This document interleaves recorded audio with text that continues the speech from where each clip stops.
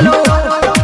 जी हाँ दोस्तों, दिल थाम कर बैठे आप लोगों के बीच आ रही है एक बंगाल की हसीना धर्मेंद्र निर्मलिया के गाने पर ठुमका लगाने के लिए। ए डीजे वाले भैया थोड़ा लाइट ऑफ कीजिएगा। डीजे सुमित सतीश रईमा। सही से छौड़ी नाच उमर छौआ खन काच, सही से छौड़ी नाच उमर छौआ खन काच, नहीं तो धक्के छौड़ा लटक तहुगे असाते जब तोरा पटक तहुगे पटक तहुगे लटक तहुगे पटक तहुगे लटक तहुगे, नहीं तो धक्के छौड़ा लटक तहुगे असाते जब तोरा पटक तहुगे असाते जब तोरा पटक तहुगे।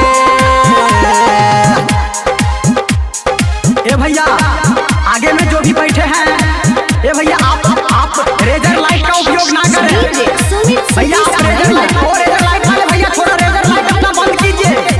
मां गायत्री रिकॉर्डिंग स्टूडियो। एना नहीं छोड़ी ओठ कन्या लहंगा उठा के बैठ, एना नहीं छोड़ी ओठ कन्या लहंगा उठा के बैठ, नहीं तो लफुआ छौड़ा चोहट तहुगे असा तेजक तोरा पटक तहुगे पटक तहुगे लटक तहुगे पटक तहुगे लटक तहुगे, नहीं तो धक्के छौड़ा लटक तहुगे असा तेजक तोरा पटक तहुगे।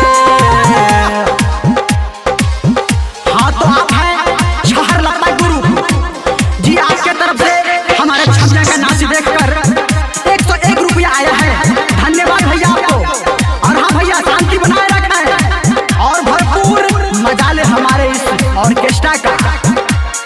डीजे सुमित सतीश रईमा। करे नहीं लट लट छौरा में छौरी सट, करे नहीं लट लट छौरा में कने सट, नहीं तो फूला लगा लूटे कट तहुगे असा तेजक छौरा पटक तहुगे पटक तहुगे लटक तहुगे पटक तहुगे लटक तहुगे, नहीं तो फूला लगा छौरा कट तहुगे असा तेजक तोरा लटक तहुगे असा तेजक छौरा पटक तहुगे।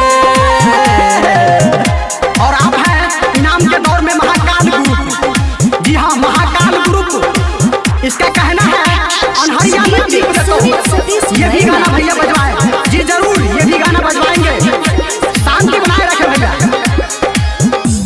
मानी ले हमर बात धर्मेंद्र के चल साथ, मानी ले हमर बात निर्मलिया के चल साथ, नहीं तो चोली चर चर फट तहुगे असा तेजक छौरा लटक तहुगे लटक तहुगे